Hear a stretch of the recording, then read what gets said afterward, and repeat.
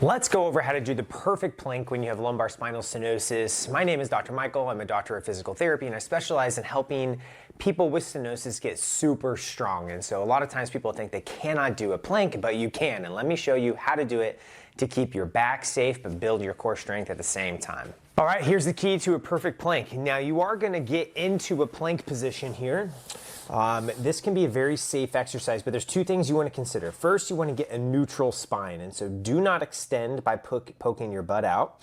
You're going to maintain a tight core and a neutral spine as you go, and then you're going to get into, you can start in a modified plank position on your hands and knees. You're going to tuck your pelvis underneath you, and that pelvic tilt is what opens up the spine, and that's what makes you successful with the plank. And so don't poke your butt out. Don't let your back extend and be uncomfortable. Tuck underneath you, tighten your core, and hold here. Now, it doesn't matter if you're on your elbows or your wrists. A lot of times my patients have a little bit of wrist arthritis, and so being on your elbows can be a little more comfortable. Again, you're going to tuck underneath you, not poke your butt out. You're going to tuck, hold, and you can be on your knees or go up on your toes. Now the key is, and this is what the plank tells you about your body, is if you feel it in your back, it means that your core is not strong enough to maintain that position. So then you just bring your knees a little bit closer and you start here and you work on maintaining this. And then as you get stronger and stronger, you stick those knees further and further back to where you have a nice long lever. You're able to maintain that and hang out in this position. What I love about planks is that it can be a really good way to improve your core endurance and strength, and it doesn't have to make your back pain worse.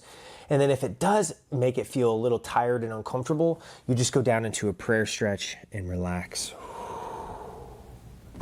So the two-step process here is to find that perfect position where you can maintain, and then you're going to tuck and then hold that. Right? That's what you want to do to maintain that perfect plank for stenosis. And as you get tired, you may notice that your back starts to sag, and that's not good. And so it is on the hands and knees or on your elbows. You're going to lift, you're going to tuck and hold this position, and you're going to hang out here. And I really feel my core firing here. But I can't tell you how many times I've worked with clients and they don't feel like they can do a plank, but you can. Just because you have stenosis and changes in your back doesn't mean you can't get strong.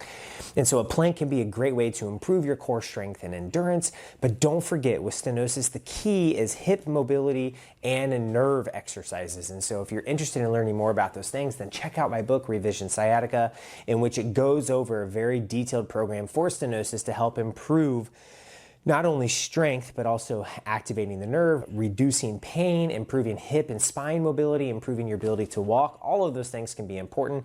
But when you're trying to improve your core strength, a perfect plank is a great way to do that without making your back pain worse. Let me know what you think. Let me know if you were successful, but try out those planks and get after it.